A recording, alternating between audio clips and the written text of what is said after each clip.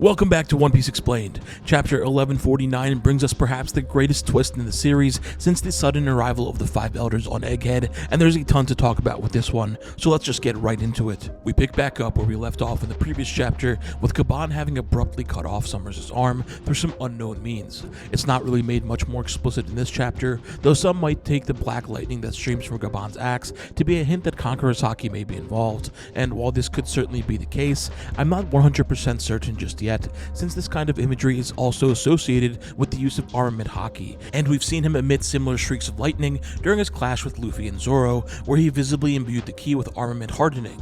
Whatever technique he is using here, Gaban cheekily admits that he's lost his touch over the years, which is a sentiment that we've seen throughout the series from the older generation, especially recently with Garp and Rayleigh. Both of these men have been seen deploying Conqueror's Haki in their respective scenes, so perhaps that's another nod at Gaban having it as well. Despite his old age, he continues his onslaught against the Holy Knight as we get this really cool action sequence. Sommers defends himself with a makeshift wall of thorns, and in doing so, debuts his first named move, Thorn Salation, or Ibaria in the original Japanese, being a play on the word for thorn, Iba, and barrier.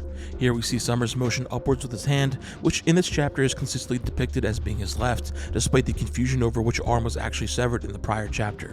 This causes thorns to thrust up from the ground in a manner that is a bit reminiscent of Usopp's bamboo javelin. Now, the thorns spawning from the grass is a bit interesting here, as typically we only see paramecia create matter from the user's own body, and even in other cases where paramecia affect their surroundings, it usually involves some sort of contact or targeting, whether that be physical or trajectorial in the case of Foxy's slow beam. The usage we see here is much more akin to what we've seen from Paramecia Awakenings, where the user can create, transform, and manipulate matter remotely. We see this on display as Sommers continues to spawn thorns from his surroundings with the Thorn Hunt technique, visually a bit reminiscent of Doflamingo's off-white attack. This is also coupled with a move called Crimson Lotus Hell, where Sommers covers the ground with spikes, and both this technique and the level 1 of Impel Down are named in reference to one of the 8 cold hells found in Buddhism. While this battle ensues, the captured Straw Hats fill each other in on just who it is that has come to save them, as Nami had met Gaban under the name of Mr. Ya earlier in the castle, while Jinbei, Usopp, and Brook had learned of his presence on Elbaf from the giants in the village. Robin and Chopper were at the library while this was going on, so they wouldn't necessarily be aware of him, though Robin is astute enough to have picked up his name being mentioned by Sommers in the previous chapter. She tries to assist with her Devil Fruit powers, but Jinbei advises against it after seeing how her abilities don't match up well against Sommers' thorns, which we now learn are as hard as iron. This durability is nothing for Gaban, however, as he cuts clean through the thorns, as well as Sommers, slicing the Holy Knight and his weapon in two using a technique called Axe Symphony. In the Japanese, this move is called Futenraku, which seems to be a play on Fu meaning axe, and Etenraku, a melody and dance found in Japanese classical music.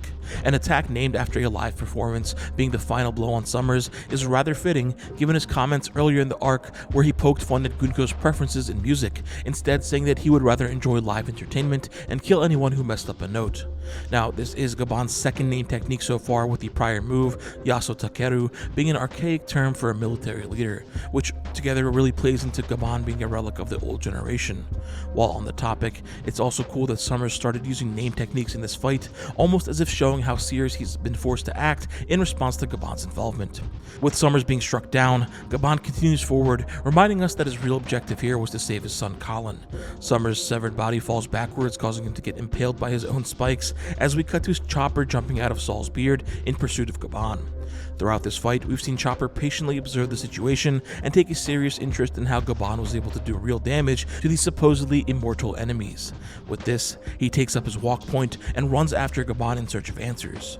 I really enjoy that Oda has made Chopper take point on learning about the secrets to the Holy Knight's regeneration. On one hand, there may be some practical knowledge he can acquire that could help contribute to his dream of curing any disease, but there's also this great angle at play with Chopper and his respect for human lives, as seen when he was disgusted at Dr. Hogback's attempt at creating immortal, mindless zombies.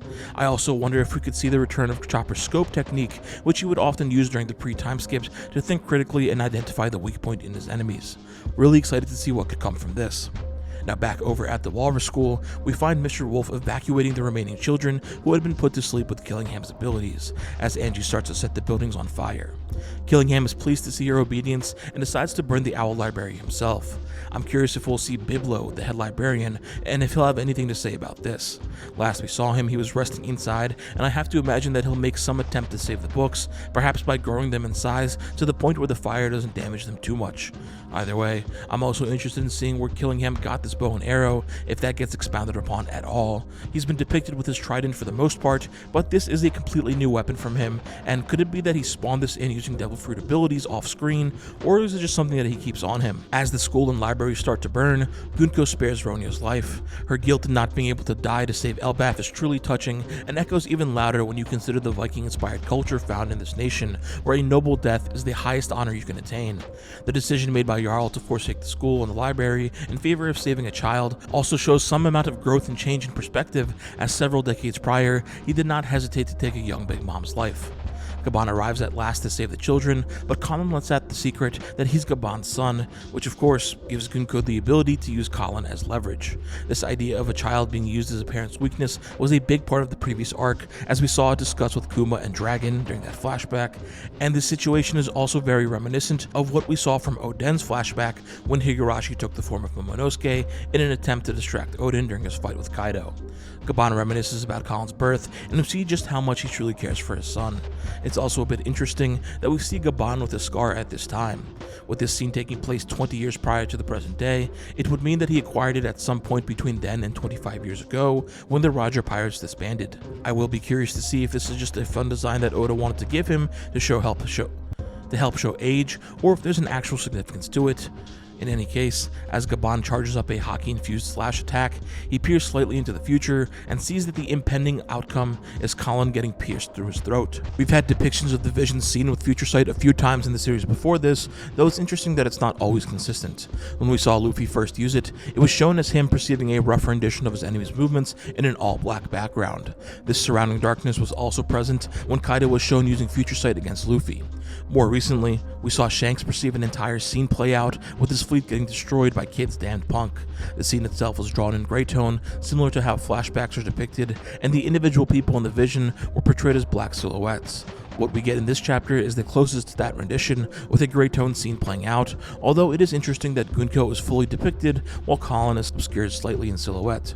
Perhaps this is Oda not wanting to draw such a gruesome panel with a child explicitly. And so, Gaban is forced to take pause and concede as we get this scene of him throwing aside his weapon and raising his hands in defeat. This acts as a callback to his fight with Luffy and Zoro, when he yielded in a similar fashion, albeit in a much more jovial circumstance.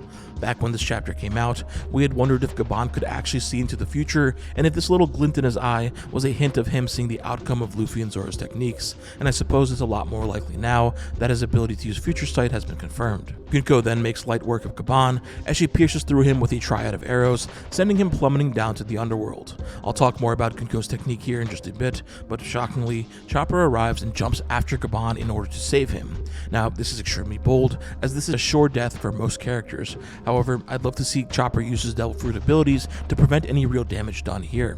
We've seen just how durable his guard point can be, as seen with him taking hits from Big Mom, the giant Kraken Sarume, or even Saturn in the last arc, but it would be really interesting if we got the return of Jump Point, perhaps now allowing him to jump off the air, as we've seen various characters in the series do.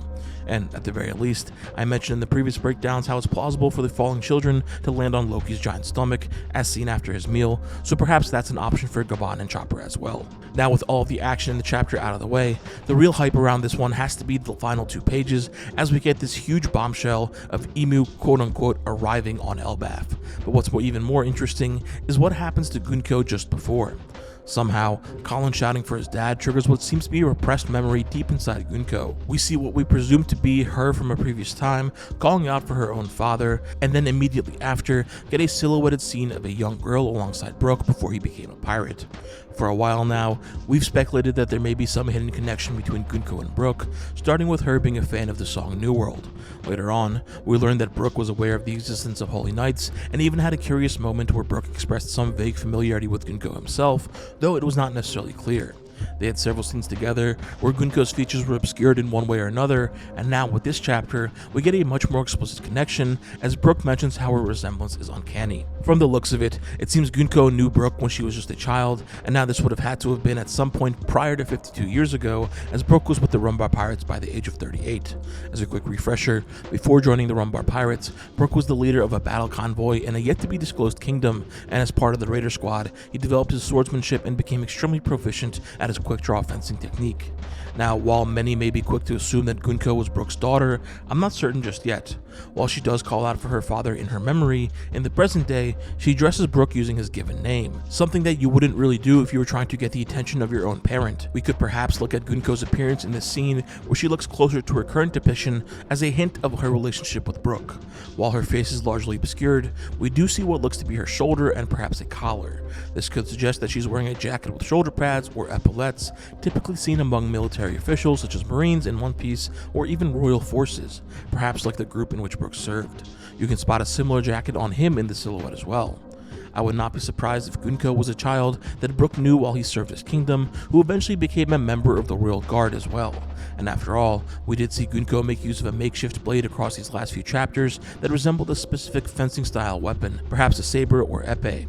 I noted this potential connection to Brook in my previous breakdowns, and it became even more tangible with this chapter as we saw her use a thrusting technique to dispose of Gaban. This style of swordsmanship is what we often see from Brook across the series, and in this chapter, he is shown with a similar fencing weapon in that silhouette, distinct from his cane sword, the Soul Solid, that he wields in present day. There's also the possibility that Gunko was the daughter of someone close to Brook, perhaps someone like Yorkie, who also sports a jacket similar to the one described earlier, and while on the topic, I have to wonder if Crocus ever mentioned Yorkie, Brook, and Laboon to Gaban. A bunch of fun potential connections there.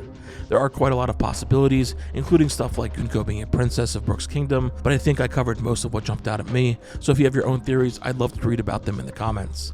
Now, these memories being repressed would suggest that Gunko had been brainwashed or tampered with in some form, if Gunko is even her real name. We speculated pretty much since her introduction that Gunko could just be a code name or a name that others used to refer to her, since she was never introduced as a celestial dragon with a saint title or a family name.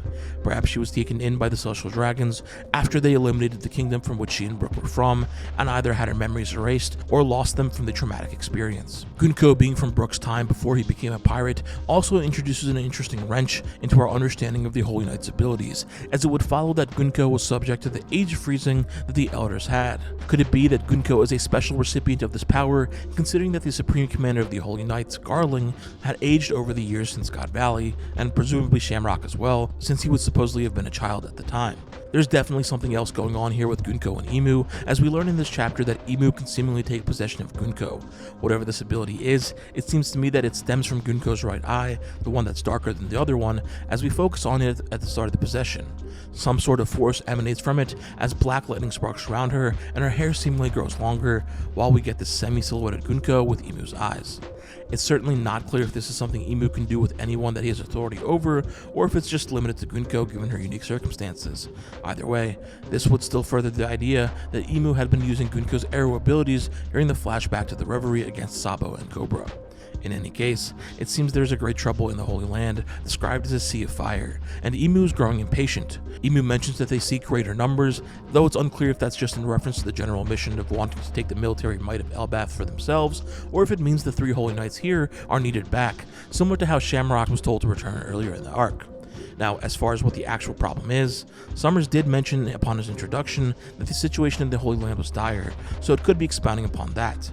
At the time, we thought that this was just in reference to the siege of food supplies by the Revolutionary Army, and so perhaps this mention of the Holy Land being a sea of flames indicates that the army has started physical combat, just as Dragon had said they would should the Holy Knights mobilize. But it's also possible that this is the work of the Blackbeard pirates, as you'll recall that they had been planning a mysterious course of action at the start of the arc, with Lafitte stationed near the Red Line and monitoring their operations. As curious as I am with those events, I am plenty satisfied with what we're getting here, with the informal arrival of Emu on the battlefield. Seeing Emu inhabit Gunko's body makes me wonder if this sort of thing is possible with others, including the late King Harold. Perhaps Loki had no choice but to kill him because he was being possessed. There are a lot of lingering questions and a lot of possibilities, and I can't wait to get into the next chapter. I'll be going into detail into what I think Emu's true abilities may be, and what the key to stopping them could be in a video that should be out soon. I've been working on it for a few weeks, and I'm excited to share it with you all. As always, you can find all of my weekly manga breakdowns in the playlist in the description, and if you made it this far into the video, thank you so much for watching. Stay safe, and I hope to see you in the next one.